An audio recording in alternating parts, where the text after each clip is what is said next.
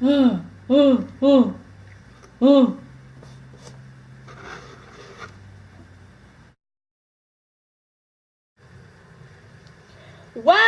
Look at that cave painting. How old do you think it is? That's what we're here to find out. Today, we're going to use the uranium-thorium dating method to find out how old this is. Uranium-thorium dating method? What's that? I thought we were going to use radioactivity. We are. This method measures the radioactive decay of elements and uses that to date old artifacts. Let me explain. See this thin crust on the wall? This is calcite. That calcite has built up on the wall over time because of water, right? Right. Water deposited the calcite, and over time, the calcite collected to form a thin crust. Now, this calcite contains a small amount of both uranium and thorium. So, in the water that originally deposited the calcite, there are traces of uranium, but no thorium. Oh, I see. Then the uranium radioactively decayed to form thorium? Right.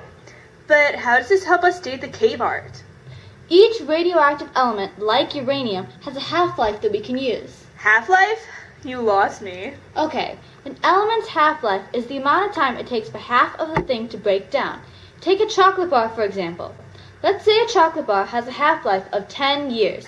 If you start with 1 bar of chocolate, in 10 years, you will have half of a chocolate bar. In another 10 years, you will have half of a chocolate bar, or a quarter.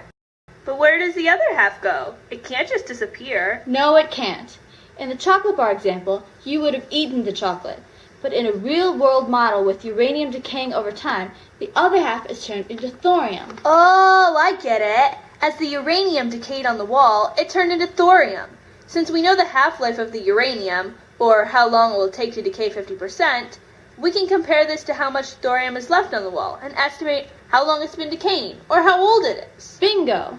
But this doesn't work on everything, right? What if we don't have uranium and thorium?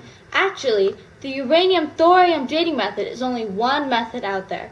Other methods such as uranium-lead dating, potassium-argon dating, and rubidium-strontium dating can also be used to date rocks and minerals. What about carbon dating? Why don't we use that? Carbon dating is, well, obviously, based on carbon's radioactive decay.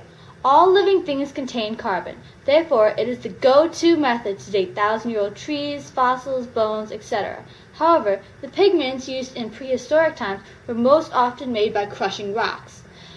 Rocks don't have consistent amounts of carbon, so the carbon dating is considered an inconsistent and unreliable way to date cave art. Also, the wall's carbon levels may have been corrupted by microbial growth and such. I see. But what about modern art or art from the 17 or 1800s? Can we use methods like uranium-thorium dating to authenticate those? No. While we do use radioactivity to authenticate more modern paintings, we still use different methods. Why's that? Uranium-lead dating is actually the most reliable and accurate method of them all. However, even that method has a 1 million to 4.5 billion year margin of error. Also, these dating methods are best used on minerals, not paintings. Come on, let's go take a look at a couple.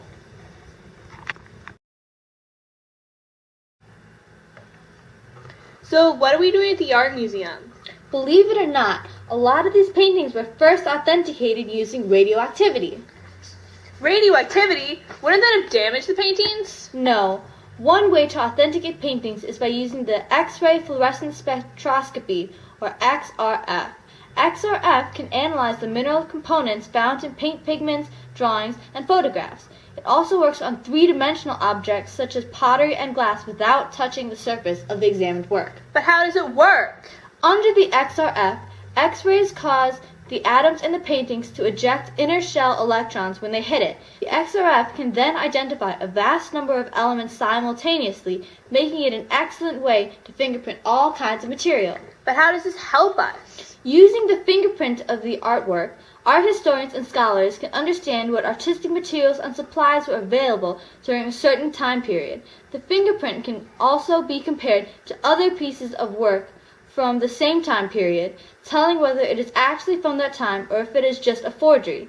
See, a forgery may look the same, but it would have a very different fingerprint than the real thing. Cool! Is this the only method for authenticating or analyzing more modern artwork? Well, it's the most reliable. However, other methods such as Dendrochronology and thermoluminescence are also used. Dendro what? Dendrochronology, or DC, that means the dating of wood. Wood? I thought we were talking about paintings. Well, in the old days, paintings would be painted on canvas. However, canvas is just thick cloth. The artist would attach the canvas to a wooden frame. And we can date that wood to find the age of the canvas? Correct.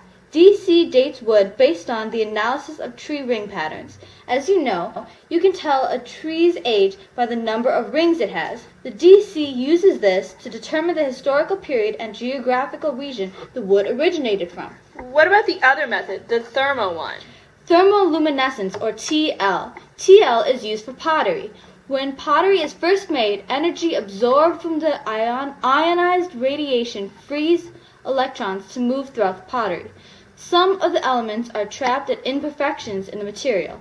The TL uses heat radiation to release the trapped electrons, producing light. The older the object is, the more light will build up. So basically, it uses heat radiation to determine the last time the object was heated, which would be when it was made. Right. Unfortunately, this method is not very reliable because all natural materials are thermoluminescent. That means all natural materials will create light under the heat radiation, corrupting the results. So let's sum up what we've learned. First, we talked about uranium-thorium dating, which uses half-lives to date prehistoric art. The half-life, which gives us the rate of decay, can be compared to the amount of decay that took place on the wall, to give us an estimated age. Similar methods, such as uranium-lead dating, also uses half-lives to compare radioactive decay and find the age of prehistoric art. Carbon dating, however, isn't used on prehistoric art because the pigments used at that time were made of minerals, making the amounts of carbon unreliable.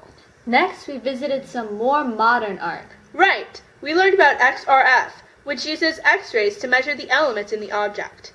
This gives each object a unique fingerprint based on its age. Fingerprints can then be compared to each other to authenticate the artwork's age. We also learned about DC, which dates the wood of a canvas frame based on the analysis of the tree ring patterns. Finally, we learned about TL, which heats irregular pockets of electrons in pottery to give off light. The longer an object gives off light, the older it is. Unfortunately, this method is unreliable because all natural minerals also radiate light. All of these methods are ways of using radioactivity to date and analyze art. They provide scholars and art experts with valuable information that can further our knowledge of the work.